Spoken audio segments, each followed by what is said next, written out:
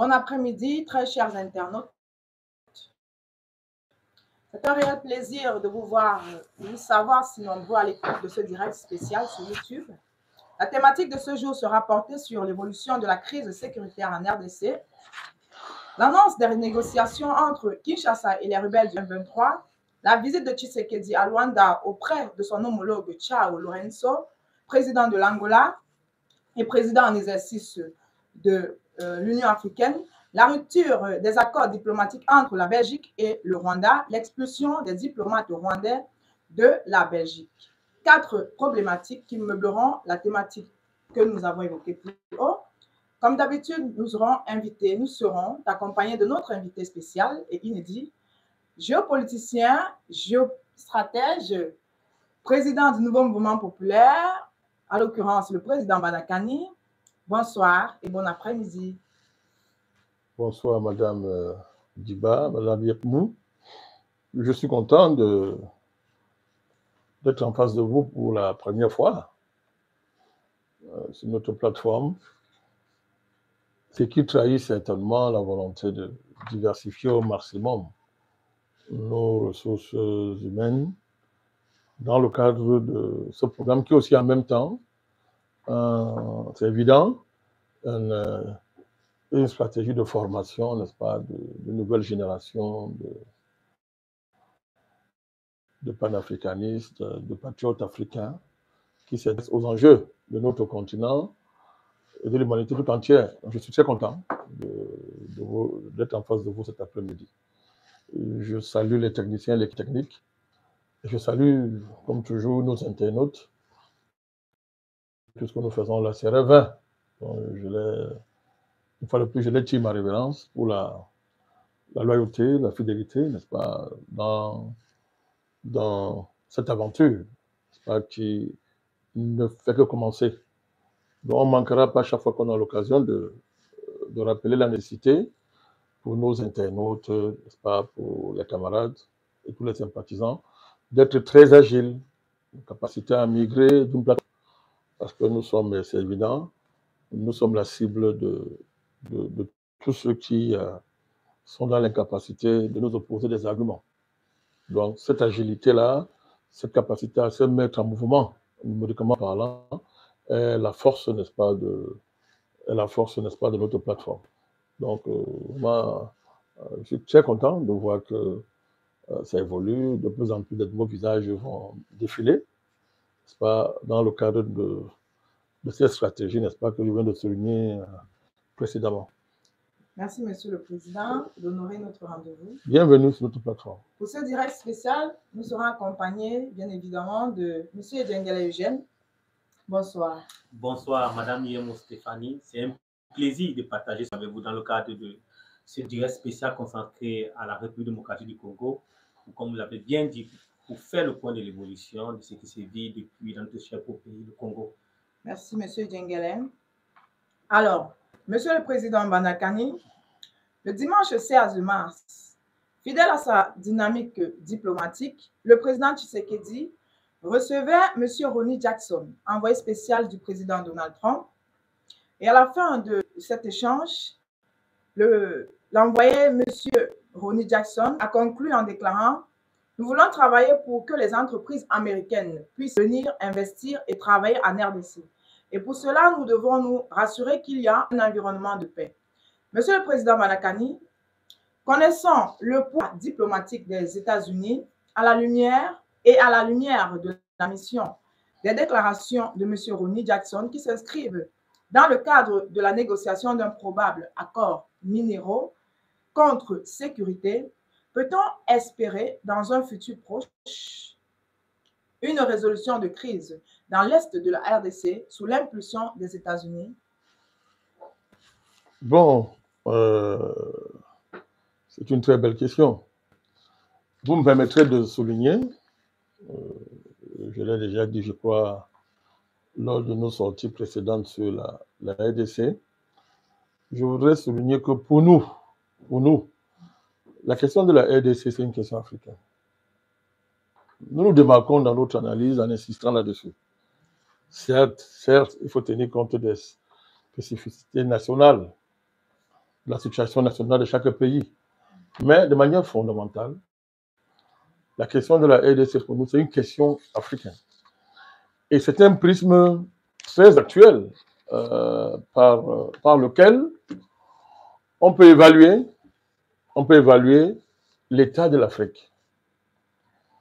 Notre capacité à nous élever rapidement au niveau des enjeux, pas seulement par les discours et les plaidoyers, mais pas au niveau de l'organisation. Et notre réactivité face à des crises, notre capacité d'anticiper. Et à ce niveau, il y a beaucoup de... Il y a encore, on voit, la aide nous montre qu'il y a encore beaucoup à faire. Alors quand j'ai dit ça, pour revenir à votre question directement, le choix de Tshisekedi de privilégier l'axe américain dans ta stratégie diplomatique et même militaire fait couler beaucoup d'encre. Beaucoup sont allés, on a dit, c'est un traître.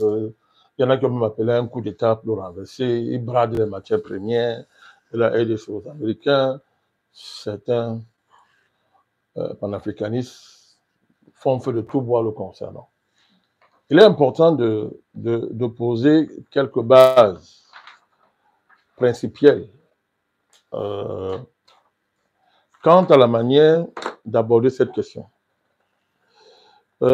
Nous sommes connus, moi je suis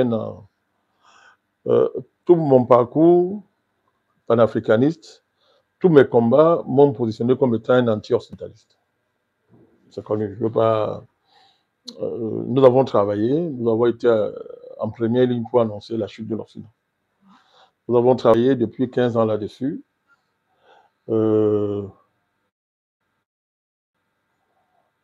À la limite, même nous sommes étiquetés comme étant des anti-occidentalistes. Pour être plus précis, je dirais des anti-impérialistes. Ça va mieux. Anti-impérialistes, ça va mieux, comme ça. Donc, sur la question, j'ai été interpellé par beaucoup de Congolais qui m'ont écrit, qui me disent que non, président, on ne comprend pas ta position. Comment tu peux soutenir une telle démarche? Il faudrait plus avoir encore être obligé de faire une œuvre pédagogique. Une position panafricaniste sur une situation comme celle-ci peut être envisagée sur 2, 3, 4 angles. Le premier angle, c'est le panafricanisme que j'appelle pétitionnaire de plateau, d'opinion. Donc, c'est un panafricanisme qui estime avoir l'autorité que lui confère un magistère autoproclamé, consistant à montrer le chemin au chef d'État, à tout le continent, dans une perspective quasi téléologique. On dirait une parole d'évangile qu'on doit suivre sans réfléchir. Mais néanmoins qui produit des fruits, Monsieur le Président. Ce n'est pas de ça qu'il s'agit. Je vais vous préciser. Parce que je vois, en le disant, vous voulez me dire sans directement comme présence, tu es le chef de ça. Non, notre demande n'a jamais été ça. Ce que nous suivons, la parole, ce n'est pas l'opinion. Nous le disons très bien depuis que notre stratégie, c'est celle de la parole qui libère. C'est différent de l'opinion, ce n'est pas la même chose. On va être clair. Je parle le magistère de l'opinion consiste, une fois maintenant que tout le monde est panafricaniste sur le continent, que c'est devenu la référence, etc., bon, il suffit d'être un panafricaniste, de revendiquer ce titre-là, pour devenir un donneur de leçons, celui qui montre le chemin, donner les ordres au chef d'État, les gronder même à la limite, faire comme s'ils étaient les employés des panafricanistes de plateau, bien qui animent des plateformes. Nous sommes très heureux de voir la diversité de l'offre panafricaniste sur les réseaux sociaux, la diversité, n'est-ce pas, de la prise de parole sur les réseaux sociaux, c'est bien. Mais il faut qu'on fasse attention. Il faut faire très attention à ce niveau-là. Parce que, je l'ai toujours dit, un chef d'État a des contraintes que moi et vous ici, on n'a pas. Nous sommes carrément un peu déresponsabilisés sur ce plateau. Qu'est-ce qui nous engage ici en dehors de parlons dire? Mais un chef d'État gère des contraintes, gère des intérêts, gère des équipes, des institutions qu'il faut mobiliser, dont il faut gérer les intérêts, etc. C'est très complexe. la gestion d'un État.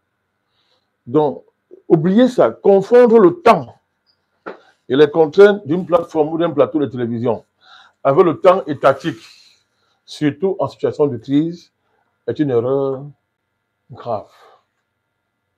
Je voudrais appeler à une certaine humilité de la part de cet homme. Il faut être humble. Quand vous n'êtes pas chef d'État, il faut aller modérément. Il y a des situations complexes que quand vous n'êtes pas à la place de celui qui est en première ligne, qui est au cœur des contraintes de l'action, vous ne pouvez pas le comprendre.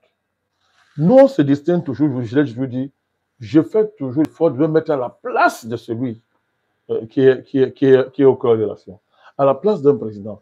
Quand vous faites cet effort, ça vous aide un peu à garder un peu les pieds sur terre, à ne pas vous prendre pour ce que vous n'êtes pas. Nous ne sommes pas des directeurs de conscience des présidents. Notre rôle, ce n'est pas de leur donner, ils ne sont pas nos chiens de garde. Ce ne sont pas nos coursiers, ce sont des chefs d'État. On peut analyser les choses de notre point de vue, mais c'est pas parce qu'un chef d'État ne nous suit pas que forcément il doit aller à l'enfer. C'est un peu enfantin. On dirait des adolescents qui découvrent les charmes de la contestation panafricaniste. Aujourd'hui, il y a de la beauté à être panafricaniste, mais ça ne doit pas autoriser des dérives. Donc, dans le champ du courant panafricaniste, il y a cette diversité en matière d'offres. J'appelle ça le panafricanisme pétitionnaire, de l'opinion. Alors, on se lève, on dit, on bavard et tout et tout. Il y a le panafricanisme de la parole, que nous revendiquons. Quand nous avons commencé ce combat, nous avons démontré sa puissance. Le magistère de la parole. Oui, nous avons démontré sa puissance. Maintenant, tout le monde est panafricaniste. C'est un des résultats de ce travail-là. Nous, quand je m'en prends à un président, vous êtes témoin, c'est qu'il a exagéré. D'habitude, notre principe, c'est de respecter les présidents, de les soutenir a priori. Surtout les présidents de l'ancienne génération, qui évidemment ont été présents dans des contextes très difficiles, où l'Afrique avait pratiquement abandonné la géopolitique quand elle ne maîtrisait même plus les ressorts. Donc ça c'est notre option. Alors, il y a le panafricanisme de gouvernement. On avait été les premiers à étudier ça lors d'un congrès, vous vous souvenez très 2018, bien. Très bien. Le but était d'anticiper justement sur le fait que des panafricanistes pouvaient arriver au pouvoir.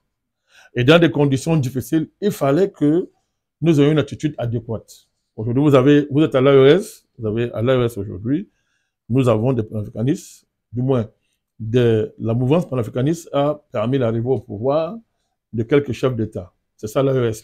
Pour ne pas citer le Centrafrique et d'autres, le Tchad, etc.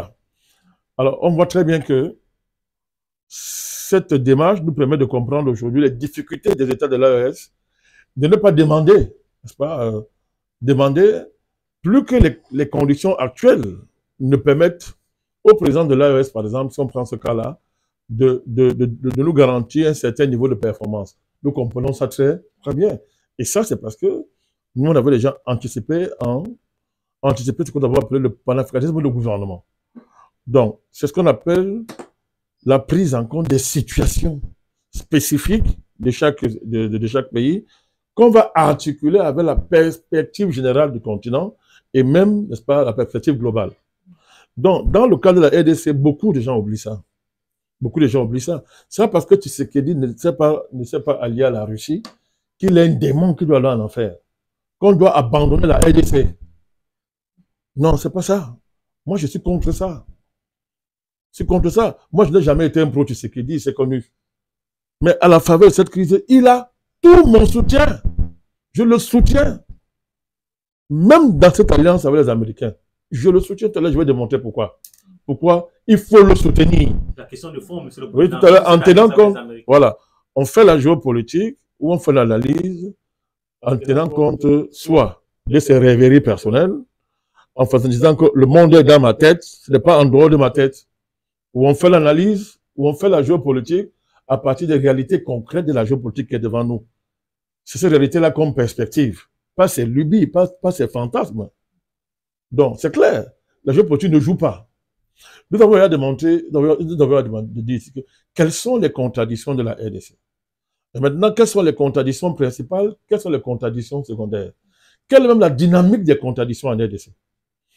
À partir du moment où on parle de ce principe, il est plus facile de comprendre la situation. La dynamique historique de la RDC nous enseigne ceci. Ce n'est pas avec le président Tshisekedi que la RDC a des problèmes. Il faut être un peu honnête. C'est depuis des siècles. C'est depuis la conférence de Berlin. C'est depuis Léopold II. Et le nœud de l'affaire, c'est que la RDC est trop riche pour que l'Occident la laisse en paix. Donc, ces matières premières sont sa malédiction. Et un tel niveau de richesse ne peut pas être laissé à des Africains noirs de surcroît. Donc, ce pays doit être ingouvernable éternellement pour que ces matières premières soient la propriété de l'Occident. C'est comme ça. C'était la démarche de Léopold II. Après, il a signé un accord de préemption avec les Américains. Donc, depuis l'indépendance, les Américains contrôlent les minerais de la RDC. C'est pas avec Tshisekedi que ça a commencé. Déjà, sur les Mobutu et consorts, c'était du bradage. Puisque les conditions dans lesquelles la RDC, à l'époque, Zaïre, accédait à l'indépendance, c'était sous la forme de la destruction de son mouvement nationaliste incarné par M. Lumumba. Donc, ce n'est pas M. Mobutu qui devait venir être en position de force pour imposer un prix convenable, n'est-ce pas, aux Occidentaux, quant à ce qui concerne les matières premières de la RDC. Donc, c'est un héritier. Il a hérité d'une situation catastrophique. Catastrophique. Il n'a pas d'armée, je rappelle ça, il n'a pas d'armée. Deuxièmement, il a un pays politiquement, militairement, totalement infiltré par le Rwanda. Et le Rwanda est un engin. Son président avec, il dit bien un engin, parce qu'un instrument même, ça peut dire, c'est un engin aux mains d'un cartel occidental consistant à piller les matières premières de la RDC et particulièrement, dans le cas d'espèce, détacher l'Est de la RDC pour en faire une propriété du Rwanda. Mais tout ça, c'est dans le cadre du grand projet de balkanisation de la RDC. Donc, il faut partir de là. Quelqu'un n'a pas une armée, il ne peut pas faire la guerre. Un État sans armée n'est pas un État. Maintenant, en plus, il n'a pas de politiciens. La RDC n'a pas d'homme politique. Depuis la mort de Lumumba, il n'y a pas de politiciens. Tellement c'est grave qu'il y a la nostalgie de Mobutu. Jusqu'à aujourd'hui en RDC, les gens prennent Mobutu pour une référence. Alors que Mobutu est de la race, c'est une race honteuse. Quand on veut parler de la politique au sens noble du mot, c'est Lumumba. Mais tellement on est tombé bas dans ce pays que les gens se sont mis à regretter Mobutu. Pourtant, c'était un pantin, un véritable traître, qui est arrivé au pouvoir en trahissant le mouvement, en trahissant son pays. Alors, donc, vous avez en RDC, depuis la chute de Mobutu, une classe politique, n'est-ce pas, qui travaille contre la RDC, qui travaille contre ce pays. Voilà le détail de M. Tshisekedi. Lui, au départ, était dans cette mouvance. Il sort de cette mouvance. Doit-on rappeler ce que M. Tshisekedi passait son temps à Kigali, à l'époque? Tous étaient parrainés par Kagame. Donc, il n'a pas d'armée. Qu'est-ce qu'on peut faire quand on n'a pas d'armée? On ne peut pas faire une guerre. Donc, le président Tshisekedi a regardé, il s'est dit, eh bien, écoutez, quelle est la hiérarchie de mes contradictions? Qu'est-ce qui est priorité pour moi ici? Quelle est ma force à l'heure actuelle? La RDC, c'est un grand pays. On est très riche. Eh bien, ce que je peux encore faire ici, c'est la diplomatie. Et il a dit, ok, je vais jouer sur ce qui est ma force principale, en attendant que j'ai une armée, en attendant que j'ai remis l'armée à marche, en attendant que je désinfiltre le pays, je désinfiltre l'armée. Est-ce qu'on peut lui reprocher ça? Monsieur le Président, pour vous relancer, quels seront donc les avantages pour la RDC concernant cet accord minerai contre sécurité? Quels seront les atouts et les avantages qui aideront la RDC dans cette crise? J'arrive, Madame Yapou. je voudrais, c'est important d'insister. Parce que toute une campagne, à l'heure actuelle, il ne faut pas que cette situation serve de prétexte pour semer la confusion dans l'imaginaire panafricaniste. Surtout que la société civile avait déjà fait une sortie pour dénoncer un ensemble de contrats que le président Tshisekedi a craché avec la Chine, avec ce contrat Tout à fait. que nous parlons. Voilà, tout à fait. Il ne faut pas qu'il y ait de la confusion dans l'imaginaire panafricaniste. Parce que le fait qu'il y ait plusieurs courants panafricanistes dans le panafricanisme est une chose. Mais la confusion dans l'imaginaire panafricaniste, ce n'est pas bon. Or, les ennemis du panafricanisme veulent profiter de cette situation pour semer davantage la confusion. Il est important pour les panafricanistes responsables et conscients de tout fait de clarifier les choses. C'est pour ça que j'insiste dans cette introduction pour clarifier un ensemble de choses. Quand les panafricanistes ne sont pas en position de prendre le pouvoir, il leur reste à faire deux ou trois choses. Soit ils font des alliances. Soit ils font des alliances. À défaut de faire une alliance, ils doivent soutenir les dynamiques les plus panafricanisantes. Je répète, quand les panafricanistes ne peuvent pas prendre le pouvoir, ils font des alliances patriotiques. À défaut de faire des alliances patriotiques, ils doivent soutenir les dynamiques les plus panafricanisantes dans leur pays ou dans le continent. Quand je dis ça, quand on regarde aujourd'hui, dans le contexte des Grands Lacs, qui est-ce qu'il faut soutenir actuellement? Qui? Mais qui? C'est clair. Qui doit-on soutenir actuellement? Kagame? Ce criminel, ce buveur de sang? C'est lui qu'il faut soutenir. Évidemment que c'est Tshisekedi qu'il faut soutenir parce que sa cause est objectivement juste. Pour la simple raison qu'un pays africain dirigé par un criminel s'est transformé en engin international pour aller envahir son voisin et lui voler ses matières premières. On peut pour l'africanisme et accepter ça. Monsieur le Président Baraka, est-ce que vous pouvez préciser la cause du président Tshisekedi pour la gouverne de nos internautes? La défense de l'intégrité de son pays. La défense et la sécurisation des matières premières de son pays. La protection de ses citoyens qui sont assassinés, génocidés depuis 30 ans. Est-ce que c'est compliqué à comprendre ça? On pourrait donc dire que le président Tshisekedi fait du patriotisme. Mais c'est lui, dans le contexte actuel, dans les conditions actuelles des Grands Lacs, c'est lui qui est dans la juste cause. La cause de Kagame n'est pas défendable. C'est un assassin, c'est un génocidaire. Kagame, c'est une race qui doit rapidement disparaître du continent. Donc, actuellement, dans les Grands Lacs, tout ce qui peut aider à faire disparaître ces criminels est une bonne chose. Parce que dans les conditions actuelles, ça c'est aussi une des conséquences d'une longue et mûre réflexion sur le panafricanisme, sur les enjeux de l'Afrique. Nous avons tous compris qu'on a un problème. Le frère qu'on utilise contre le frère. La sœur qu'on utilise contre la sœur. C'est la force du blanc. C'est la force de l'Occident. Parce que le mot blanc peut paraître raciste pour les esprits faibles. C'est le problème que nous avons. Eh bien, désormais, quand on est dans un champ d'analyse ou un champ de conflit, une situation où on peut éliminer le frère ou la sœur qui joue ce rôle-là, on n'hésite pas. Ça serait du progrès. Dans le cas actuel, Kagame et toute sa bande, les Kabila, les Fayoulou, les Katumbi, toute cette racaille-là, ce sont ces gens qui sont dans ce camp-là. Donc, les éliminer, c'est une bonne chose.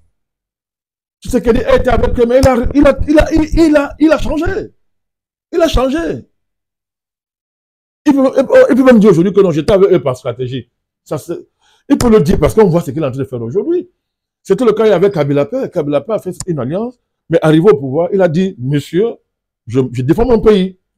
Ça peut se comprendre. Mais on ne peut pas soutenir Kagame dans les conditions actuelles. Quelle est la raison qui peut amener quelqu'un à apporter le moins de soutien d'une manière ou d'une autre à Kagame et à ce qui est en train de se passer contre la RDC depuis 30 ans? Comment on dit? On ne peut pas. Hier, la propagande de Kagame et des Occidentaux, le cartel occidental qui le soutenait, une propagande, il était super protégé, il était devenu un quasi-dieu. Ça se comprenait encore. On dit que quand la cause d'un mal n'est pas isolée, on ne peut pas traiter le mal. Mais la cause du mal a été en partie isolée. C'est clair et c'est net. Donc, c'est Tshisekedi qu'il faut soutenir, indépendamment de ce qu'on pense de lui. Alors, donc, Maintenant, on peut revenir à votre question de manière précise. Quand vous hiérarchisez dans ces contradictions, vous voyez, vous débouchez sur ce qu'on appelle en géopolitique, ou même en politique, la différence entre le souhaitable et le possible et le faisable. Ce qui est urgent là et ce qui est faisable là, c'est que le président Tshisekedi sécurise son pays, qu'il mette les envahisseurs rwandais hors d'état de nuire et qu'il protège sa population. Dans le cas d'espèce, je répète encore, il a fait une analyse qui est simple. Quels sont les soutiens de Paul Kagame? Comment tout ça a été organisé depuis 30 ans, si on prend seulement 30 ans pour référence? Eh bien, il a compris que Kagame, comme je l'ai dit, est l'instrument de l'Union européenne, des États-Unis, de la France, de la Belgique, de l'Angleterre, comme ça, sans oublier Israël. Voilà, j'allais oublier le peuple de Dieu, j'allais oublier. Voilà, donc, il est leur instrument. Et on lui a donné une crédibilité internationale rarement vue dans l'histoire du continent. En exagérant, en communiquant de manière stratégique sur le soi-disant génocide dont les Tutsis ont été victimes. En oubliant de dire que c'est lui le génocideur en chef. C'est lui qui a déclenché le génocide. Donc ça fait que le Rwanda Tutsi a bénéficié, comme Israël, d'une espèce de culpabilité internationale où chacun voulait se soulager en fermant les yeux sur les crimes de Kagame et sur le pillage des matières premières qu'il faisait à l'est de la RDC. C'est ça. C'est ce qu'il a dit. Tant que je ne détruis pas ça, je ne peux rien faire. Au regard même du fait que dans mon pays, on est trop divisé. La preuve, regardez le comportement de M. Kabila. Regardez le comportement de Katumbi. Regardez le comportement de Fayulu. Vous imaginez des hommes politiques qui vont faire le lobbying à l'étranger contre leur pays au point de dire que la RDC n'a pas de mines, que les mines là sont individuelles. Oui, ils l'ont fait. Je ne vais pas citer une vermine comme Corneille Naga, un vaurien comme ça. Je ne vais pas citer un truc comme ça. Donc, vous imaginez à quel niveau, si vous êtes président, vous faites comment? Nous qui donnons les leçons de vie là, tu fais comment? Tu n'as pas d'élite politique. Tu n'as même pas une société civile digne de son nom. Tu n'as pas d'armée. Tu fais comment? Voilà pourquoi nous qui impliquons Dieu dans ce que nous faisons, nous disons, mais c'est la main de Dieu qui est sur la RDC. C'est la main de Dieu qui est sur le président Tshisekedi. Parce que, ce pays est à terre. Il est à terre. Donc, le choix de Tshisekedi, envers les Américains, on dit les Américains, non, mais il faut préciser, oui. Trump, c'est un Américain, oui, mais Trump, ce n'est pas l'État profond. C'est l'État profond qui portait Kagame. Kagame, c'est les enfants de Bill Clinton, l'Obama et consorts. Ce n'est pas Trump qui l'a fait. Monsieur le Président, oui. sans vous couper, s'il vous plaît. Je vous en prie. Je voulais poser une question d'ailleurs à ce sujet. Oui. Vu que la crise en RDC n'est pas nouvelle, oui. Pourquoi est-ce que cette alliance entre Tshisekedi n'a pas pu avoir lieu avec l'ex-président Joe Biden? Comment ça explique? Mais parce que c'est Joe Biden, c'est la clique des démocrates qui ont organisé le génocide, n'est-ce pas, au Rwanda, pour des raisons que j'avais eu expliquées dans mes sorties, raisons géospirituelles, raisons historiques, pour lesquelles je ne vais pas me tenter ici. Je renvoie les gens à mes précédentes sorties, n'est-ce pas?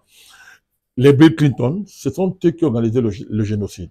Et ils sont les parents de Kagame, de Museveni, toute cette bande-là.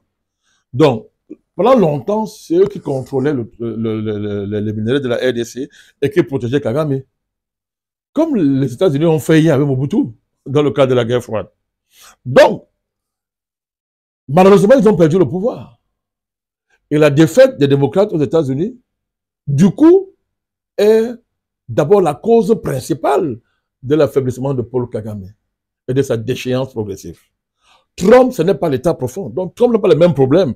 Il ne peut pas avoir le même rapport que Joe Biden avait avec Paul Kagame, que les démocrates et l'État profond américain criminel génocidaire avaient avec Paul Kagame. Cette politique des Grands Lacs, même si Trump en est l'héritier, mais il n'aborde pas ça de la même manière. Il faut que les gens, quand on veut critiquer ce qu'il dit, qu'on tienne compte de cette nouvelle donne. Si c'est la porteuse de talons qui était passée, le M23 serait aujourd'hui à Kinshasa depuis très longtemps. La porteuse de talons, vous savez qui c'est, non? La porteuse de talons. Voilà. Nous n'avons pas prononcé son nom. Voilà. Si c'est eux qui passaient aux États-Unis, le M23 et Kagame devaient être déjà à Kinshasa. D'où vient l'arrogance de Paul Kagame? Un criminel, un buveur de sang, un génocidaire. Son arrogance venait de quoi? Parce qu'il savait que tant que l'État profond américain était au pouvoir, il était intouchable. D'ailleurs, tous les présidents africains avaient peur de Kagame. C'est-à-dire, ce monsieur, c'est-à-dire que c'est la première fois dans l'histoire où on voit un criminel être autant célébré en Afrique. Au premier moment, on l'a présenté comme un modèle. Alors que la moitié du budget de son pays, c'est l'aide étrangère. C'est l'aide étrangère. On a même vanté le modèle rwandais, qui n'est qu'un modèle criminel, génocidaire. Le Rwanda est une criminocratie. Ce sont des bandits. Kagame, c'est un bandit, assassin. On peut avoir peur de mots le concernant. Moi, si les mots pouvaient tuer, j'aurais utilisé mes mots comme arme pour le faire disparaître. Non, non, non, mais c'est sérieux. Quelqu'un ne peut pas avoir participé à autant de morts en Afrique. Les gens, dans les sommets, on le reçoit. Le président africain le salue. C'est quand même terrible. Donc, Tshisekedi est en train de traiter avec l'État américain. Oui. Mais sauf que c'est un interlocuteur différent de ceux qui protégeaient Paul Kagame. C'est une nouvelle donne. Pour quelqu'un qui n'a pas une armée, qui a le pays tel qu'il est, c'est un choix compréhensible. C'est un choix rationnel en matière politique et dans la géopolitique. C'est pas mon choix à moi. Moi, je vais préférer la Russie. Mais écoutez, je ne suis pas Tshisekedi. Je ne suis pas président. Et puis, il ne faut pas, qu'est-ce que je veux dire? Il ne faut pas aborder la géopolitique avec les dogmes. Les dogmes. La Russie, c'est très bien. C'est très bien. C'est très bien, oui. Mais ce n'est pas un dogme géopolitique. Le fait que Tshisekedi ait choisi les Américains, et particulièrement Donald Trump, l'histoire jugera. Mais qu'est-ce qu'il peut obtenir de là? Mais il est déjà en train d'obtenir. Regardez. Vous croyez que si ça avait été avec la porteuse de talons, je vous ai déjà dit, on sait ce qui va se passer. Regardez les victoires diplomatiques qui sont en train de tomber les unes après les autres. Et nous allons rester sur les victoires diplomatiques, Monsieur le Président. L'enjeu de cette affaire, c'est ce que dit a été clair et net. Il leur a dit, je vous donne, les minéraux sont là. C'est normal. Dieu a quand même donné les minéraux à un pays pour empêcher que les gens meurent quand même. S'il y a les minéraux pour sauver les gens, tant mieux. Tant mieux. Donc, Tshisekedi a dit, je te donne les minéraux, je te donne pas les minéraux. On fait un accord. Quand on dit donner comme ça, bon, quoi qu'il a. C'était un accord. Voilà. Il a fait un accord. Un échange. En retour, en plus du développement, j'ai besoin de sécurité. Mais moi, je ne vois pas pourquoi ça. C'est une bonne chose. Parce que, bon, il va sécuriser la RDC. Il fera disparaître tous ces groupes de voyous qu'on appelle rebelles. Il va. C'est ma proposition. J'ai dit que pour moi, la RDC doit arriver à Kigali. Moi, je dis ça, c'est moi qui dis. La RDC doit arriver à Kigali. Parce que les pays comme le Rwanda et l'Ouganda, qu'on a utilisé pour déstabiliser la RDC depuis des décennies, la RDC ne sera jamais en paix si elle n'a pas une géopolitique sous-régionale qui lui permet d'affirmer son leadership sous-régional, y compris en s'assurant que l'Ouganda et le Rwanda ne soient plus des bases arrière pour déstabiliser le pays. Donc, il y a cet enjeu-là que le président... Donc, c'est clair et net. Reconstruction d'une armée, je veux préciser. Désinfiltration du pays. Il faut chasser tous les infiltrés, tous ces Rwandais de l'armée. J'ai dit, il faut les chasser en dehors de les liquider. Il faut les chasser. Voilà. Et troisièmement, nettoyer le jeu politique. On ne peut pas faire la politique dans un pays avec des traîtres, des bandits comme Kabila, comme Katumbi, et qu'on sort. On ne peut pas. C'est impossible. On ne peut pas. Ça va demander une nouvelle constitution. Ça va demander une refondation totale de la politique. C'est son rôle historique. S'il réussit au moins ça, la RDC aura fait un grand bond et l'Afrique va respirer. Je voudrais terminer votre propos. Je voudrais ajouter ceci. C'est-à-dire, moi, quand je regarde les Africains qui disent Tshisekedi, facilement comme ça, je me pose la question, je me demande s'ils sont des panafricanistes. La RDC, c'est aussi la conséquence de la lâcheté des États africains. C'est une honte jusqu'au XXIe siècle. Nos problèmes trouvent les solutions toujours en dehors du continent. C'est une honte. Où est l'Union africaine? Alors, on me dit, tu soulèves, c'est un lieu commun, elle n'existe pas. Mais si elle n'existe pas, qu'elle s'étaise. Et qu'elle parle au nom de l'Afrique, l'Union africaine. Elle est où? Tous les États africains sont là, chacun s'occupe de son nombril, on s'en fout de la RDC, on dit non, vraiment, ils sont tellement sages, chacun est dans son village, ils sont sages. Mais regardez, tous ces conflits-là, mais c'est l'Afrique qui paye les conséquences. l'affaiblissement de la RDC veut dire l'affaiblissement de l'Afrique. Je ne sais pas si vous comprenez ça. Alors, quand Kagame va envahir la RDC, c'est l'Afrique qui est en train d'envahir. Il déstabilise toute l'Afrique. Mais avant l'arrivée de Trump au pouvoir, avant ce développement que nous sommes en train de vivre là, qu'ont fait les pays africains? Ils ont appelé aussi sur le feu, monsieur le président. Certains pays africains. Non, c'est ça. L'Africain n'est pas. Les Africains ne sont pas solidaires. Notre solidarité, notre bonté, c'est avec la bouche. Nous ne sommes pas. Nous sommes même méchants. Ça va choquer. Nous sommes méchants. Ça va choquer les gens, mais c'est la vérité. Les Africains sont méchants. Quand ton frère souffre, ça ne t'intéresse pas. Quand le blanc vient intervenir, on commence à parler. C'est-à-dire, ils sont tous des trous. Maintenant, ils sont des grands stratèges. Ils découvrent la stratégie. Ils donnent des leçons. Mais vous étiez où depuis? Où est l'Afrique depuis? Ce dossier. Ça fait 15 ans que nous, là, avec notre petite voix, nous dénonçons Kagame. Ça fait 15 ans qu'à chaque fois que j'ai l'occasion, je dénonce Kagame. Mais pendant ce temps, il était accueilli en héros dans les pays africains. Le grand président, avec sa longue taille, avec la silhouette effilée des Tutsis israélites d'Afrique. Il était reçu partout en Afrique comme un grand, mais il tuait les Congolais par milliers. C'est un buveur de sang, c'est un assassin. Quelle valeur pouvons-nous défendre? Quel honneur allons-nous revendiquer devant le monde quand on tolère en Afrique des gens comme Kagame, comme ça, et qu'on les reçoit dans les palais présidentiels africains?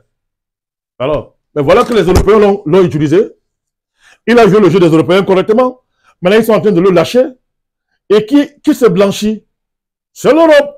La Belgique sanctionne, l'Angleterre sanctionne, même la France sanctionne, même la France sanctionne.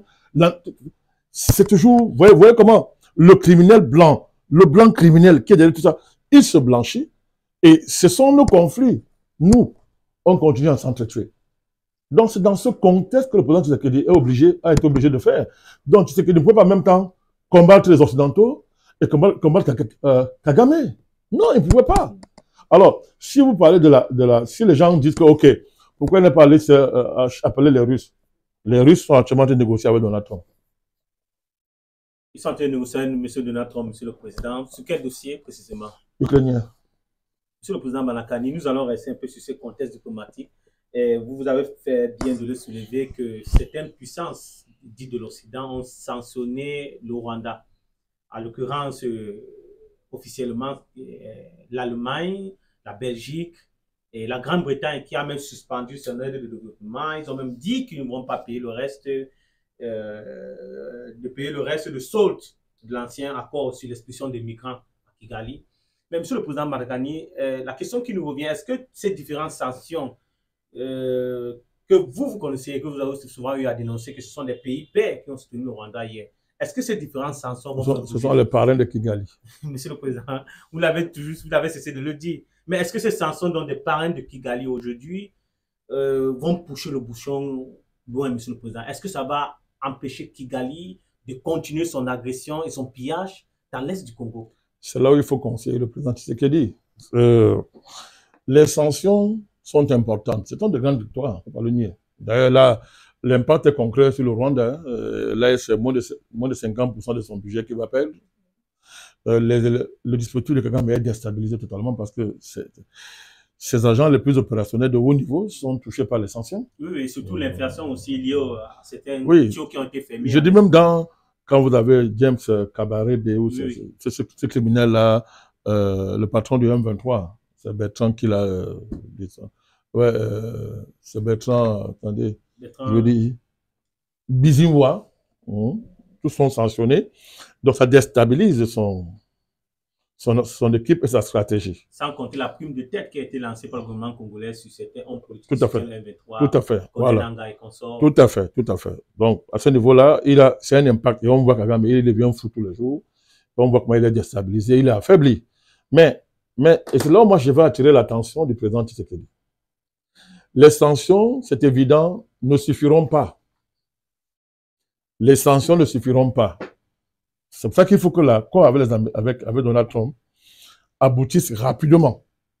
Rapidement. Moi, mais Monsieur le Président, ça va aboutir puisque les États-Unis vous savez, je vais vous expliquer. Je vais vous expliquer. oui, mais il faut que ça aboutisse. Il faut la paix. Non, il faut que ça soit signé complètement et que le soutien américain, dans la perspective de ce contrat, soit clairement mobilisé. L'homme qui vous parle, c'est je suis un anti, c'est-à-dire impérialiste américain notoire, c'est connu. Mais je répète encore, la donne a changé aux États-Unis. C'est Donald Trump qui est là. Voilà. Deuxièmement, les sanctions européennes, et ça je vais expliquer ça maintenant de manière claire.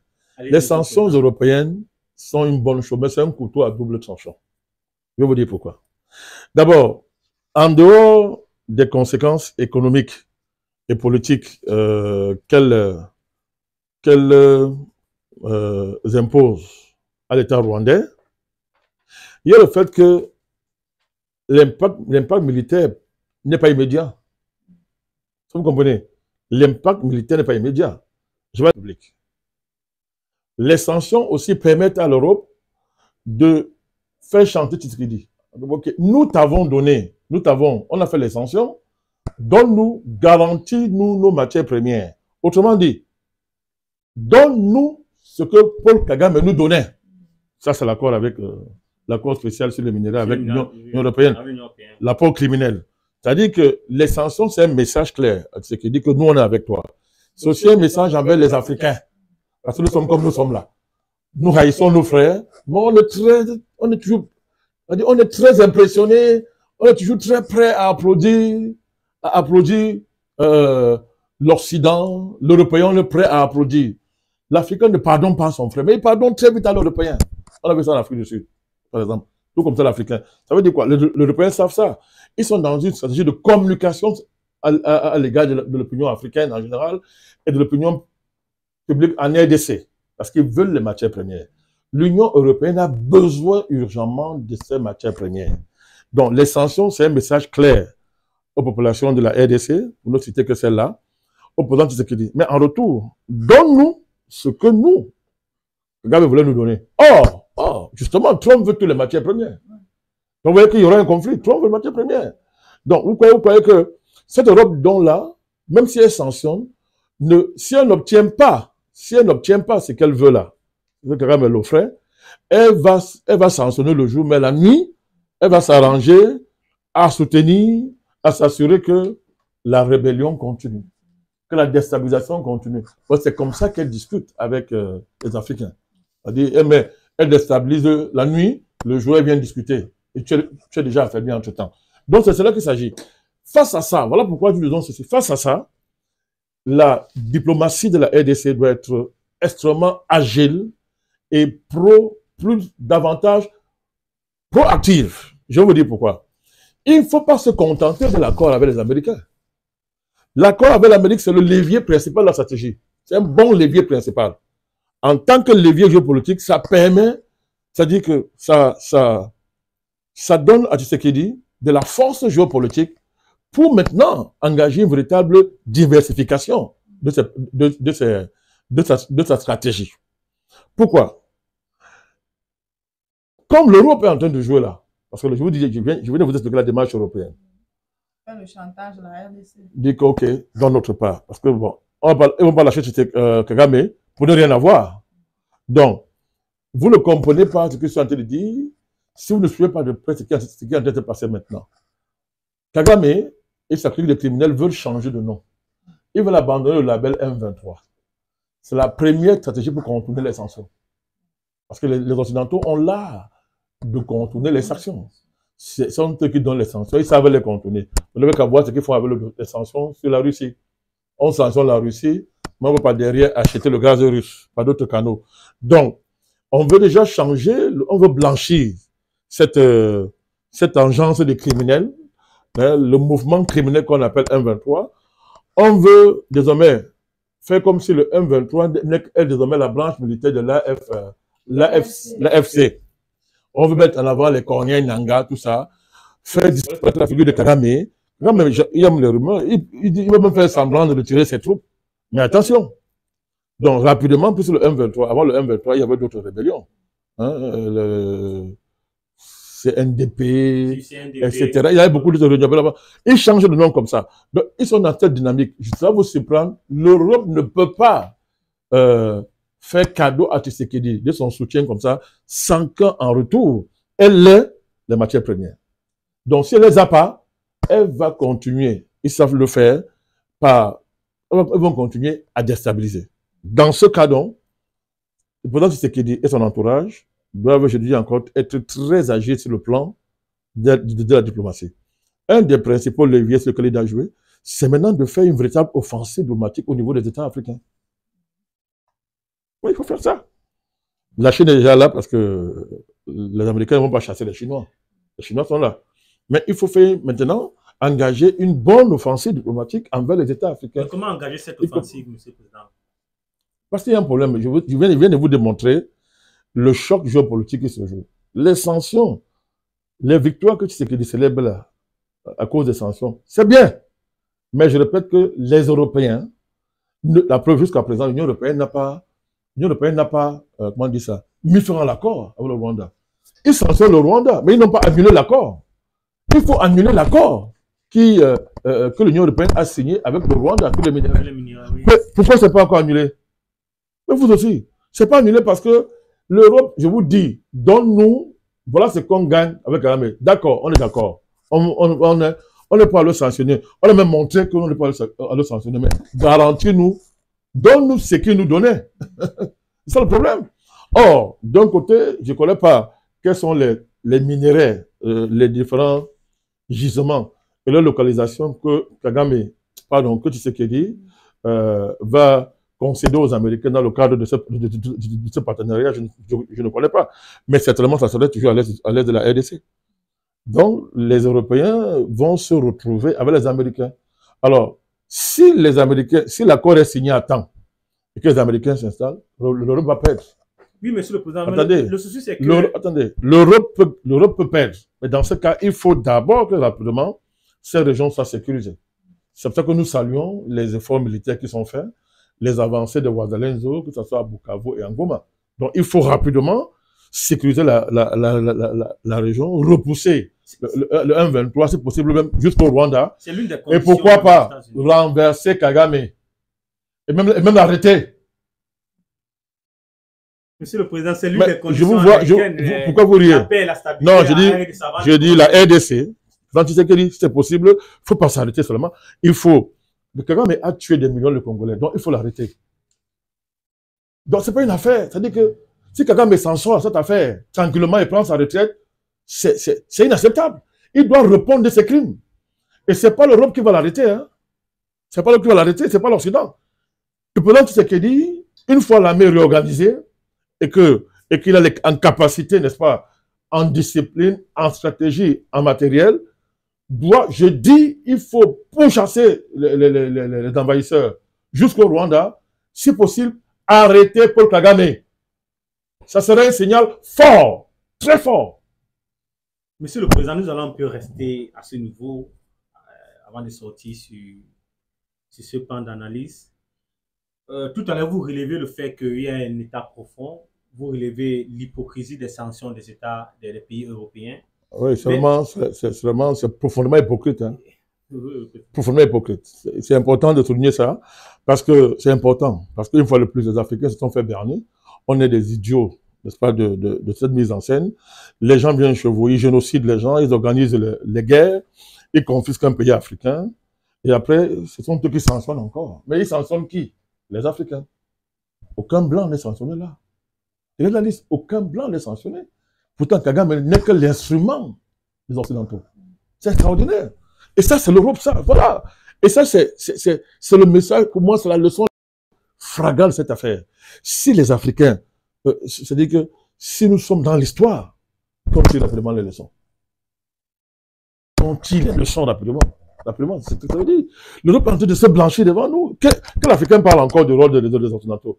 Nous sommes tous, et c'est normal, Kagame est en train de concentrer sur lui et les Tutsis rwandais, concentrent sur eux.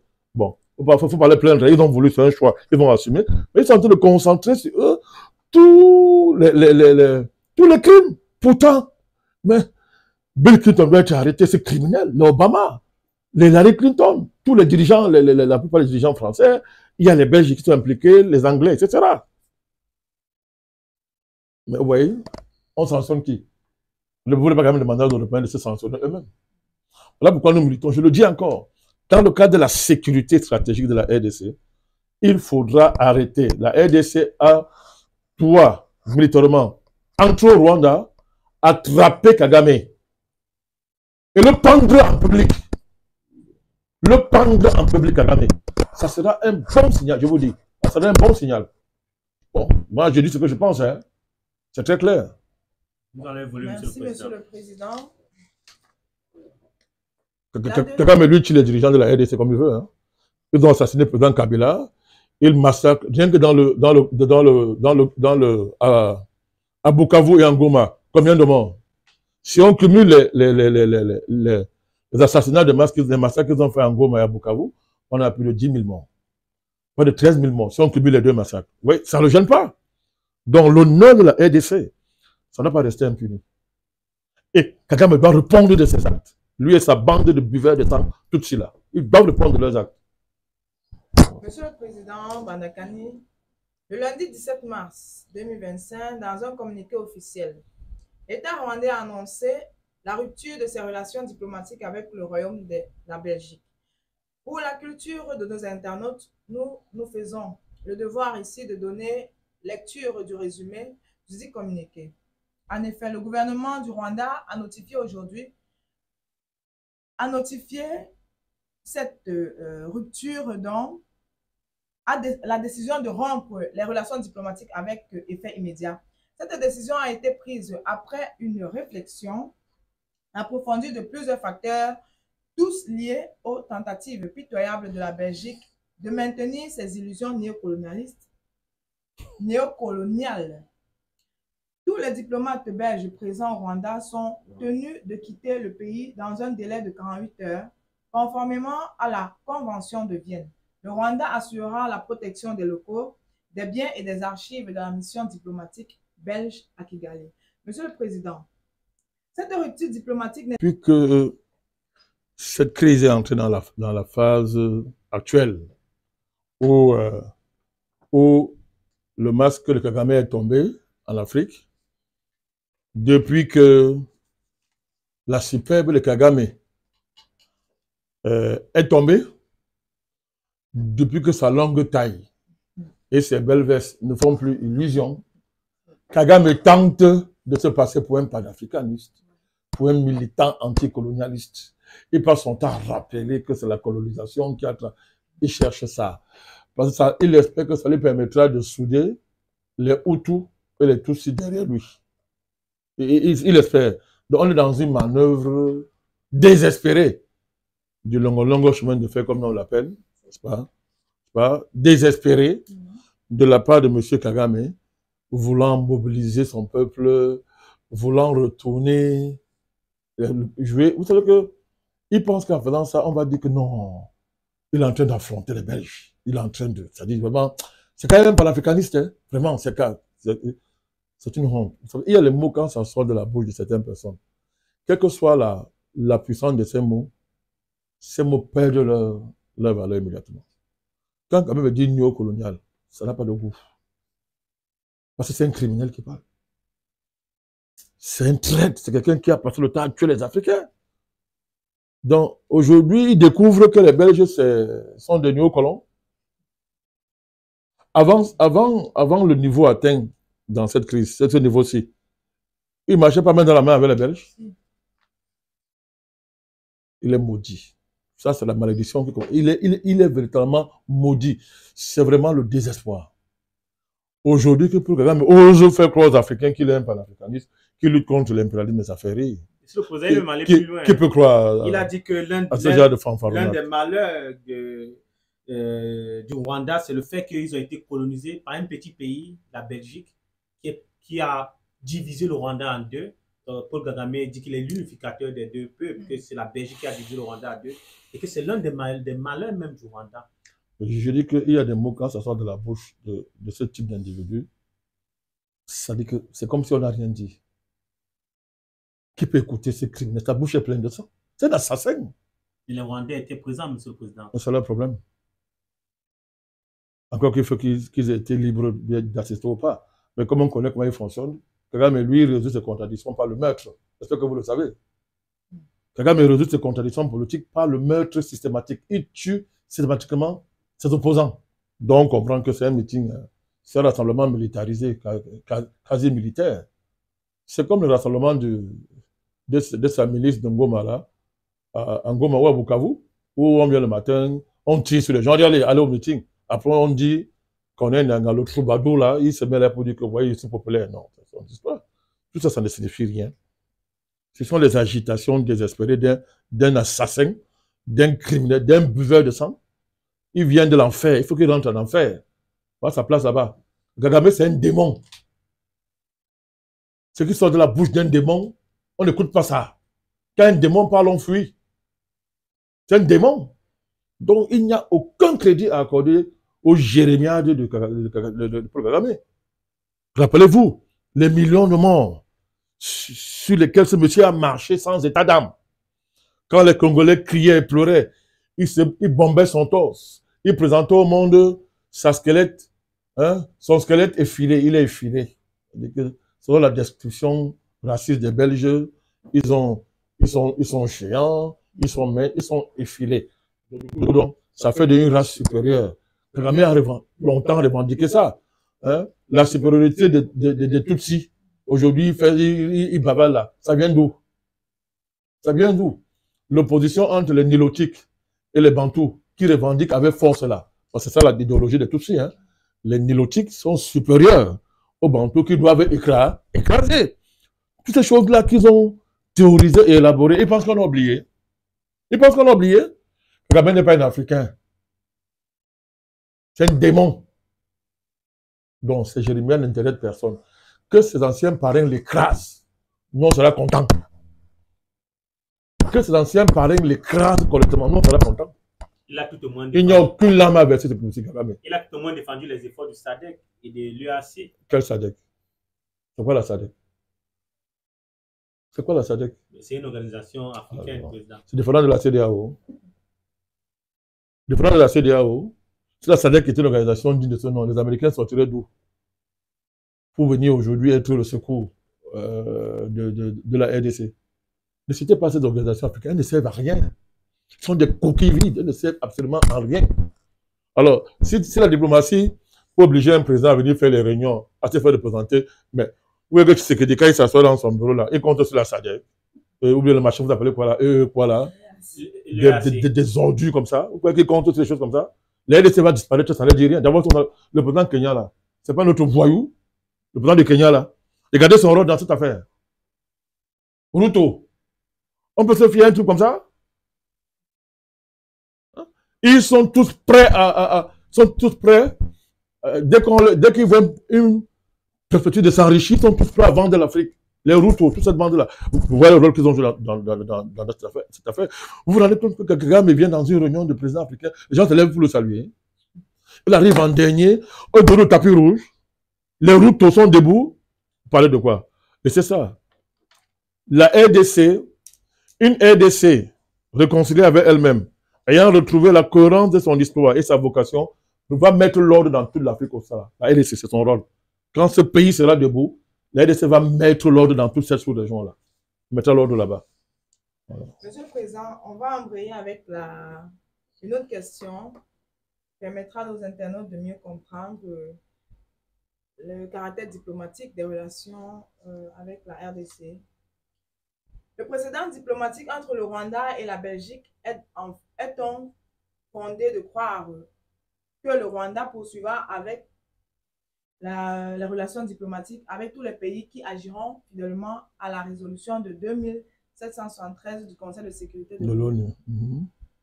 Peut-on dire donc que tous les pays qui sanctionneront le Rwanda seront donc de fait ennemis du Rwanda, ou encore, comme vous l'avez dit tout à l'heure, vont-ils liquider le Rwanda et après ça, peut-être une alliance avec la RDC?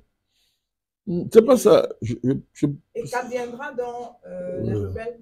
Ça, c'est ma question. Les rebelles du M23? Oui, leur place, c'est en enfer. Vous me regardez pourquoi? Leur place, c'est en enfer.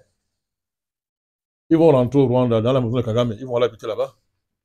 Peut-être je vais repréciser ma pensée. Oui, précisez-la. Sommes-nous sûrs que si les pays européens, avec ce que mon collègue a dit tout à l'heure, leur hypocrisie, et que Tshisekedi cède à leur caprice, c'est-à-dire essaye de leur donner un peu de place en RDC, dans les matières premières. Dans les matières premières, en liquidant dans le Kagame, que sera donc... Le liquidant diplomatiquement. Diplomatiquement, que sera la RDC dans tout ce mélange, ce méli-mélo-là? La RDC. Ou bien, est-ce qu'on pourra en finir avec l'union, avec l'accord avec l'Union européenne et plutôt se concentrer avec les États-Unis? Qu'est-ce qu'on pourra dire à ce sujet? Bon, votre question a plusieurs aspects, hein. On va séquencer. La question de l'accord spécial sur le minerai qui lie l'Union européenne à Kagame, c'est un accord de bandits et de criminels. Donc cet accord-là, c'est une honte pour l'Union européenne. Bon, ils n'ont pas honte. Bon, vous n'êtes pas surprise quand vous savez que la présidente s'appelle Ursula von der Leyen. Ça ne vous surprend pas. C'est une criminelle. J'espère que vous le savez. Voilà, elle allait signer un accord basé sur le sang des innocents. C'est pour ça que depuis que l'affaire a pris une dimension internationale, la honte pousse l'Union européenne à faire semblant de sanctionner pour se blanchir. Mais je vous dis que jusqu'à présent, ils n'ont pas encore annulé l'accord. Ils tiennent parce qu'ils veulent que Tshisekedi parle bien, comme on dit chez nous ici au quartier, que parle bien. Donc bon, d'accord, nous on va laisser Kagame, tu donnes quoi en retour? Mais ça risque péril. Parce que si la grâce de Dieu est dans, si tu réussis rapidement à concrétiser sa démarche avec les Américains, ce qui est en bonne voie, c'est fini. Parce que si les Américains signent l'accord avec Tshisekedi et débarquent en RDC, où est-ce que les minerais, l'Union européenne va seulement continuer à faire le deuil. Comme ils sont en deuil depuis, ils vont continuer à faire le deuil. Donc, à ce niveau, ça va se résoudre comme ça. Soit l'Union européenne annule rapidement l'accord. Et dans ce cas, elle sera, comment on dit ça, elle sera légitime pour revendiquer un accord avec la RDC sur les matières premières. Plus elle va traîner, elle risquera, une fois de plus, comme elle est en train de perdre un week-end, elle n'aura que saisir pour pleurer. Parce qu'ils sont maudits. Comment on peut signer un accord avec Kagame qui tue, qui génocide autant de personnes? Voilà. Donc, il y a ça. L'autre aspect, sur le rôle de la RDC, une fois ces accords signés avec les États-Unis, la vocation de la RDC, c'est d'être le pivot, d'être l'État central dans les Grands Lacs. Sa vocation historique, de par sa taille, sa démographie, son histoire, sa vocation. Et moi, je l'ai toujours dit. Malheureusement, les dirigeants africains ne font pas de la géopolitique. Ils ne veulent pas faire la géopolitique. Parce qu'ils n'ont pas l'ambition pour leur peuple. Quand il dit dirigeants, ce n'est pas des élites. Hein. Quand vous êtes dans un pays où vous avez les gens comme les Cholés, vous connaissez Cholés? Cholés. C'est à vous de nous dire, monsieur le président. C'est un porteur de sultan la neige ici. Il est parmi ces gens de la Senko. Vous voulez dire oui, la Senko. Quand dans un pays, tu as les gens comme, tu as la Senko, avec les Cholés, les Ambongo, qui jusqu'à présent continuent, c'est-à-dire à dire au président, va négocier avec le M23, vendre le pays. Oui, il y a beaucoup à faire. Mais on dit, vous savez, Dieu profite souvent des situations de crise pour relever un peuple, pour rappeler la promesse divine que portait un peuple.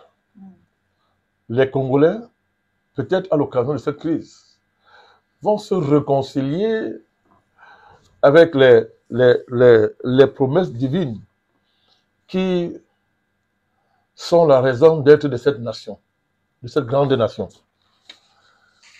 Les Congolais, à la faveur de cette situation, vont renouer avec un véritable esprit patriotique. Dans quelque chose de malheur, est souvent bon. Donc, dans ce sens, Madame Yabmou, il revient à la RDC de mettre de l'ordre dans tous les grands lacs. Il ne revient pas aux Occidentaux de le faire. Parce que jusqu'à présent, les grands lacs, on dit que les populations des grands lacs Et les pays des Grands Lacs subissent une géopolitique qui leur est imposée par l'Occident. Jusqu'à présent. Donc, la vocation finale de cette crise, c'est d'inverser cet ordre-là, de faire à ce que désormais ce soit la RDC et les Africains qui dictent l'agenda géopolitique dans les Grands Lacs. Et pour ça, l'état pivot, c'est la RDC. Donc c'est ça, bon, ça sont les perspectives futures. Pour l'instant, je dis, une fois que la RDC aurait une armée, parce que n'oubliez pas qu'une des lois fondamentales de la politique des Grands Lacs, c'est que la RDC ne soit pas stable, ne soit pas unie, et n'ait pas une armée. Donc, il faut que la RDC ait une armée à la hauteur de sa vocation. Je vous assure, dès que c'est fait, mais c'est fini. Surtout sa position stratégique. Oui, c'est fini. L'Afrique centrale, voilà. l'Afrique de l'Est et l'Afrique de l'Ouest. Kagame a longtemps compté donc, sur cette géopolitique des Grands Lacs dictée par les Occidentaux, à savoir que, quand la RDC est trop grand, on fabrique deux petits États à côté, à partir desquels on déstabilise la RDC. C'est ça l'Ouganda, c'est ça le Kenya. Mais c'est oublier que Dieu est le plus grand géopoliticien. Kagame la prend, ça dépend aujourd'hui. Le géant de l'Afrique centrale, le faux Bismarck des Grands Lacs, il apprend ça, ça dépend aujourd'hui. Que c'est pas le fait d'aller partiser avec les Bill Clinton, les Larry Clinton, avec les buveurs de sang, le fait de verser le sang partout dans les Grands Lacs pour être puissant, ne garantit pas l'impunité éternelle, ne te confère pas une protection à vie. Il se rend compte, au moins, il s'attendait le moins. Il voit ça aujourd'hui. Aujourd'hui, vous savez, vous n'avez pas lu les interviews où Kagame se moque de Tshisekedi, il insulte même.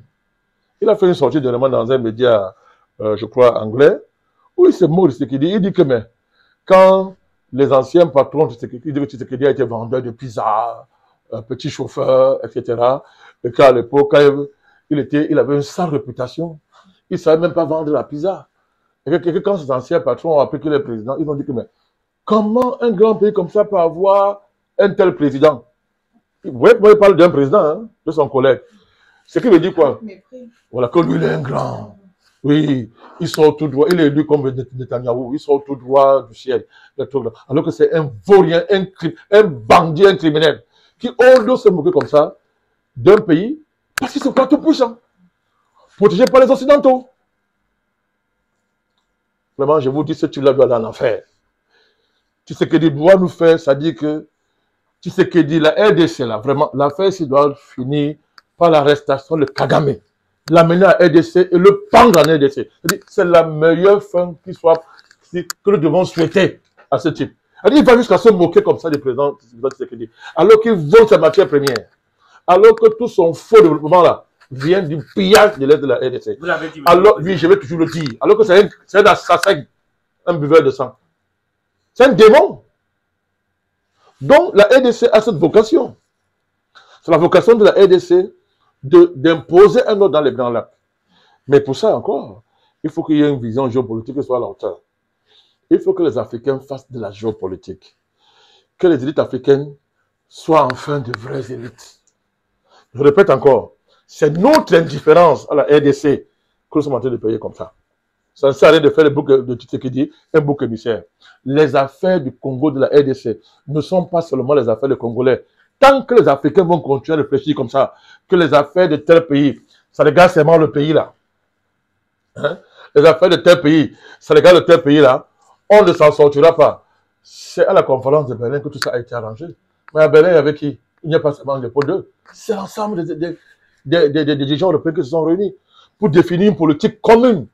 Tout à ce combattant, vision commune.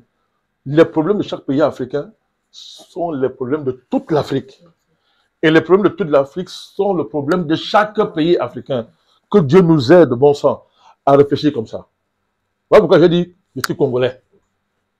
Je ne suis pas Tutsi, je suis congolais. Et c'est pour cette raison que le nouveau mouvement populaire résolu à porter cette crise jusqu'à la fin a décidé d'organiser une énième phase directe sur sa plateforme numérique. Non seulement faire ce travail public, mais vous savez qu'on travaille beaucoup aussi en back-office pour la RDC. Bien sûr, Monsieur le Président. Nous allons poursuivre notre mission, Monsieur le Président. Monsieur le Président, nous revenons donc avec une autre question. Mais avant, nous allons vous rappeler certains faits. Selon l'agence congolaise de presse, la République démocratique du Congo a confirmé lundi soir qu'elle compte se rendre mardi à Luanda pour répondre à l'invitation du président angolais João Lourenço pour des discussions avec le M23 AFC, malgré le refus de ce dernier de s'y rendre. Le M23 a justifié son renoncement au déplacement de Luanda par les sanctions ciblées prises par l'Union européenne. Monsieur le Président Banakani, la position officielle de l'État congolais, énoncée par le président Félix Tshisekedi, est de ne pas négocier avec les terroristes du M23. Et pour l'heure, aucune position différente n'a été rendue publique. Qu'est-ce qui peut expliquer l'impasse diplomatique actuelle de la médiation angolaise? C'est simple. L'année dernière, en décembre, à Luanda, on attendait Paul Kagame.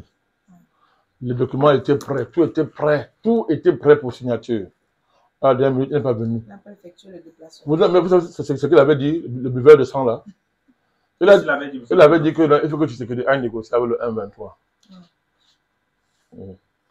Bon, maintenant, quand on dit au M23, viens négocier, et que Tshisekedi dit, bon, ok, je vais parler avec vous. Mais par respect pour le président João Lourenço, j'envoie 2 représentants. Quand il finira de parler avec vous, il viendra dire à mes représentants ce que vous voulez. Ils disent que non, comme il y a les sanctions, nous on ne vient pas. Maintenant, allez même lire, lisez bien leur communiqué, la manière, les signatures, c'est-à-dire comment c'est signé, communiqué. Tout à l'heure, je vous ai dit qu'ils sont en train de faire une arnaque. C'est-à-dire, les gars veulent gagner du temps. Et ils veulent faire disparaître le M23 et mettre en avant l'AFC, l'Alliance Fleuve Congo. Parce que ça va permettre de contourner les sanctions et donner à Macron, le traître là qui fait semblant de sanctionner Kagame. Ils veulent congotiser la rébellion. Congoliser la rébellion. On dit que c'est une affaire interne, que ce n'est pas le M23. C'est ce qu'ils cherchent à faire pour gagner un peu de temps. Donc, on est dans la pure diversion. Kagame se moque, il méprise depuis très longtemps tous les dirigeants de la sous-région. Ils ne considèrent pas, parce que les revendications du M23 sont claires. Hein. Le M23 a des revendications terribles. Le M23 veut l'Est du Congo. Ils veulent l'Est du Congo. Quand vous prenez l'Est du Congo, nous voulons l'Est du Congo. Or, les gens de l'Alliance pour le Congo, les colonels Nangaï consorts, eux, ils demandent, ils disent que bon, ok, si c'est qu'ils disent j'aime mal le pays, voilà, ils gouvernent mal le pays, il faut qu'on voit la gouvernance. Il y a le problème démocratique aussi, monsieur le président. Tout à fait. Donc, vous vous souvenez, lorsque ils ont pris Ngoma, ils ont pris Bukavu, ils ont tué des milliers de personnes, Kabila n'a pas fait une interview. On se rappelle, monsieur le président. Voilà. Kabila sort seulement lorsque, n'est-ce pas, les sanctions commencent à tomber. Si, si. C'est là où Kabila lui fait sa sortie. Ce n'est pas le fait du hasard. Donc vous l'avez interpellé fermement. Tout à fait, oui, ce n'est pas le fait du hasard. Vous voyez très bien que tout ça, c'est Kagame qui cherchait des prétextes. Il a cet engin qui met en avant et tout, avec la classe politique qu'il a infiltré en RDC, comment dire ça, en RDC. Donc, tant qu'il a des difficultés, tant qu'il ne peut plus passer des mots d'ordre comme étant un chef, pourquoi voulez-vous que le M23 ça fait? Ils vont faire quoi? Ils sont totalement désorganisés à l'heure actuelle par les sanctions internationales et le renversement de situation, n'est-ce pas, qui procède des victoires diplomatiques du président Tshisekedi. Donc, ils sont déstabilisés par ça. Donc, ça fait donc qu'en attendant, n'est-ce pas, qu'ils se réorganisent, ils font la diversion. Le M23, c'est Paul Kagame. C'est pas autre chose. C'est pas autre chose. Quand il dit Paul Kagame, je parle de Museveni, tous ses complices et les pays occidentaux. C'est ça l'affaire. Le reste, c'est de la pure diversion. Donc, ils ont été piégés. Là encore, ils voulaient jouer au malin. Et Tshisekedi a été plus malin que le monde entier, pour le plus se rendre compte de la duplicité, s'il fallait encore dénoncer ça. Kagame. Voilà. Merci, Monsieur le Président. Nous allons donc terminer par cette dernière question. Monsieur le Président, à la lumière des victoires diplomatiques et à la situation militaro-tactique et stratégique sur le terrain, doit-on être optimiste ou pessimiste quant à l'évolution de la crise sécuritaire dans l'Est de la RDC? Non, il ne faut pas être pessimiste, au contraire. Je pense que l'erreur que tous ces acteurs ont fait, c'est de croire que le sort d'une nation dépend de la volonté des puissances dominantes, des lobbies criminels, que le sort d'une nation dépend de ces groupes-là. Ils ont oublié que les nations dépendent en dernier instant de la volonté divine. Dieu est le chef de la géopolitique mondiale et il y a un temps où Dieu prend les choses en main. Tous ont oublié ça. Vous n'avez qu'analyser de fond en comble l'arrivée de l'atome au pouvoir aux États-Unis.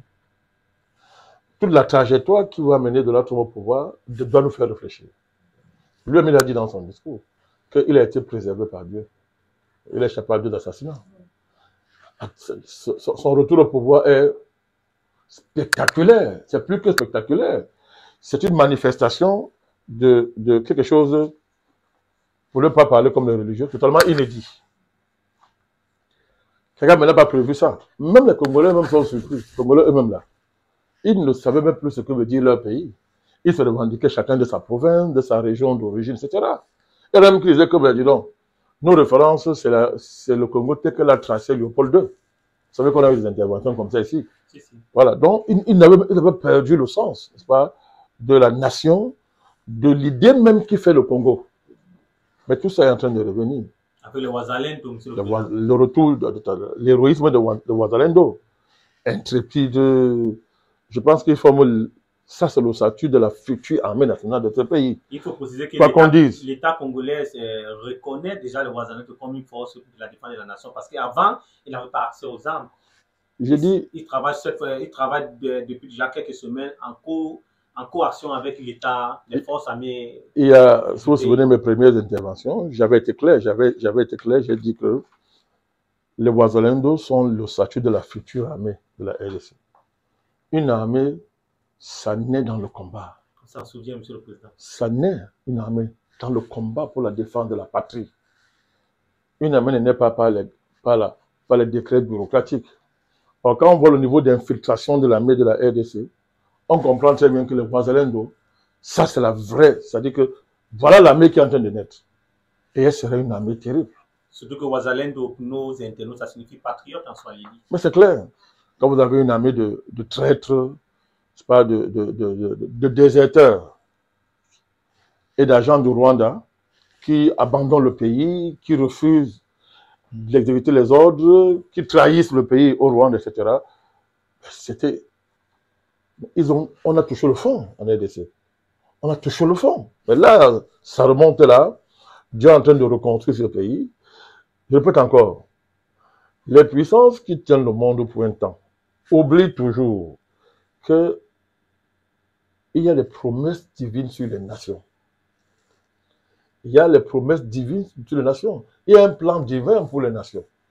Et ce plan divin est supérieur au plan des petits géopoliticiens du moment qui peuvent triompher pour un temps, ou un certain temps, mais qui échoueront toujours. C'est ça qui a été vérifié là-bas, dans les Grands Lacs. Personne n'avait prévu ça. Même si c'est qu'il surprend tout le monde. Tout le monde est surpris. Parce que, au départ, ce qui se passe là, on n'aurait pas imaginé un tel niveau de leadership de la part de Tshisekedi. C'est-à-dire, il y a quelques mois, Kagame se prenait pour Dieu. Il savait que c'est terminé, que c'est fini. Mais, il y a un renversement de la situation que quand on analyse profondément, on voit la main divine. On voit la main divine. Le fait qu'il n'y ait pas d'armée, mais que les Ouazalendo apparaissent comme étant les défenseurs de la nation, sans formation militaire, etc. Les victoires diplomatiques du président Tshisekedi, sa propre métamorphose politique, tout ça est inédit et elle dit que, à notre niveau, c'est clair, que les gens fassent attention. Dieu est le maître en dernière instance des nations. Il ne faut pas se tromper de saison. Il faut rapidement savoir faire la part des choses, savoir discerner que là, il faut faire attention. C'est Dieu qui est en nation. En RDC, c'est la main du vrai Dieu qui est sur ce pays. Et ça ne va pas s'arrêter en RDC. On va rétablir l'ordre de la justice dans tous les grands lacs. L'Afrique centrale sera préservée. Parce que derrière tout ça, c'est toute l'Afrique centrale qu'on voulait déstabiliser. L'Afrique centrale sera préservée, dont notre pays, le Cameroun. Donc, c'est tout cet enjeu-là, n'est-ce pas, que nous devons être en mesure de bien maîtriser, de bien analyser et tirer les leçons pour le futur. Décidément, il faut que les Africains pensent africains, qu'on soit solidaires et qu'on ne laisse pas que nos problèmes et nos contradictions soient gérés par l'extérieur. Pour sortir de ce dilemme, Monsieur le Président, il est important de rappeler un ensemble d'éléments vous concernant. Au début de la crise, fort de cette crise, vous avez fait plusieurs sorties, vous avez interpellé la réorganisation politique de Félix Tshisekedi, vous avez interpellé le fait de réorganiser l'armée. Monsieur le Président, vous avez interpellé l'ancien président Joseph Kabila, vous avez donné quelques pistes de solutions, vous avez frappé sur l'Occident. Et au vu d'aujourd'hui, le président Tshisekedi a réorganisé son appareil politique. On se rappelle il a convoqué sa famille politique où il relevait les mêmes éléments que vous avez relevés. Cette fébrilité, cette manière faible de réagir face à l'agression du M23, il a relevé, il a même utilisé vos propres mots lorsqu'il s'est adressé à sa famille politique. Ouais. Il a réorganisé l'armée en augmentant les primes, en nommant d'autres chefs dans les différents corps d'élite, Monsieur le Président. Vous avez interpellé Joseph Kabila. Un jour après, il est sorti, il a fait une déclaration sur le Sunday Times à partir de l'Afrique du Sud. Vous avez frappé fort sur les pays de l'Occident, vous avez frappé fort sur l'ONU, et l'ONU, à la fin d'une réunion au Conseil de sécurité, à l'unanimité, a condamné le Rwanda, et certains pays de l'Occident aujourd'hui sont en train de faire tomber des sanctions. Monsieur le Président Banakani, de plus en plus, vous êtes écouté dans la famille politique congolaise, ou même au sein de la population congolaise, quand vous avez appelé la population congolaise de défendre les pays avec l'esprit de Lumumba. Et ça a conduit directement à l'organisation d'une force qu'on appelle aujourd'hui les Wazalento. Plusieurs politiciens congolais, plusieurs activistes numériques congolaises reprennent vos vidéos et publient ça partout. Comme un exemple à suivre, quel est le ressenti que vous avez, Monsieur le Président Macron? J'ai pas un ressenti particulier, je fais mon travail, c'est tout. Nous faisons notre travail, c'est notre rôle. Lumumba l'a fait en son temps. Je ne suis pas congolais de sang, comme on dit. Mais pourquoi, dans mon enfance, on m'appelait Lumumba? Jusqu'à présent, le nom est resté. Pourquoi? Parce que Lumumba, c'est une idée. Lumumba, c'est l'exemple même d'Africain. Digne, qui comprend la nécessité de lutter pour notre continent, la nécessité d'embrasser la cause du continent pour protéger le continent, pour préserver le continent, préserver l'Africain, les Africains, dans un contexte où depuis des millénaires, l'Africain est considéré comme un non-humain. Je suis un panafricaniste. Et à chaque fois que le message passe, c'est le panafricanisme qui avance. Et moi, je suis qu'un héritier. Nous sommes que des héritiers d'une cause qui a commencé avant nous. Le panafricanisme est un patrimoine qui a été constitué par l'héroïsme, les sacrifices successifs de dignes fils africains, n'est-ce pas, de dignes enfants d'Afrique qui ont montré le chemin. Quand ce qui concerne la manière de défendre l'Afrique, de promouvoir l'Afrique, le travail que nous faisons, profondément, notre gratitude va vers le vrai Dieu. Vous savez, pour faire tout ça, il faut être inspiré. Moi, je pense que l'inspiration vient de Dieu. C'est lui qui nous inspire. Donc, notre témoignage peut amener les gens à considérer que tout ce que nous faisons là, Dieu est dedans.